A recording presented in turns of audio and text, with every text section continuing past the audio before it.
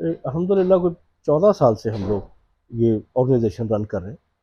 और ये 10 बंदों से हमने स्टार्ट की थी।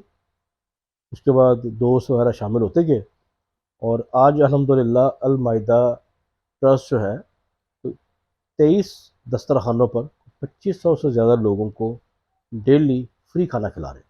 तो लास्ट ईयर हमने कुछ तकरीबन 1 लाख से ज़्यादा लोगों को सहरी और अफ्तारी करवाई। और अदरवाइज़ रूटीन में हम दोपहर और रात का खाना ये 23 मकामात पर फ्री खाना खिलाते हैं। अफ्तार में हमारा जैसे होता है ना कि रमज़ान में हम थोड़ी सी ज़रा एक्स्ट्रा अरेंजमेंट करते हैं, इसी तरह यहाँ पे अफ्तार में हम खजूरें, शरबत, पकौड़े होंगे, समोसे या फल होगा, उसके साथ कुछ थोड़ा सा मीठा, कभी गुड़ वाले चावल, कभी जर्दा, कभी हलवा।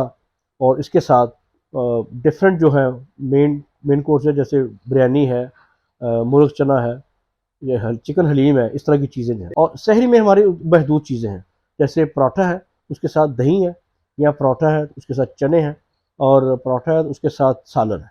तो ये बेसिकली ये मेन 3-4 डिशें होती हैं शहरी के अंदर। मैं समझता हूँ कि हमारा कोई 30 to 40% अटेंडेंस जो है बढ़ गई है।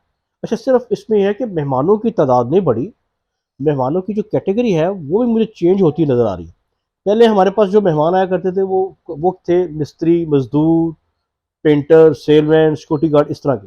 अब मैं देखता हूँ कि जो वाइट कॉलर जॉब करने वाले हैं, कोई सेलमैन है, कोई किसी की दुकान पे, या कोई अपना राइडर है, रिक्शा ड्राइवर है, इस तरह के लोग जो हैं ये भी आते हैं, ये भी आके खाना खाते हैं हमारे साथ। इसमें हमारे को मुखैर हजरात हैं हमारे साथ जो ताउन करते हैं, अल्लाह ताला उनको इसका अजर दे, वो कंट्रीब्यूट करते हैं हमारे साथ।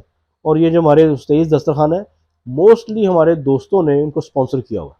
उनके जितने अखराजात होते हैं वो हमारे दोस्त मिल के सारे उसको स्पॉन्सर करते हैं।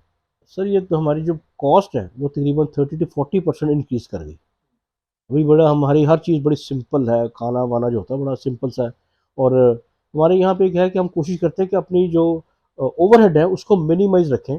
उसमें हमने लोगों को बाकायदा ट्यून अप किया हुआ है कि आप खुद ही आएँ, अपनी बुफे प्लेट लें, अपने दस्तरखान पर बैठें, वहीं पे आपको खाना सर्व होगा, वहीं पे आपको रोटी मिलेगी, वहीं पे पानी मिलेगा।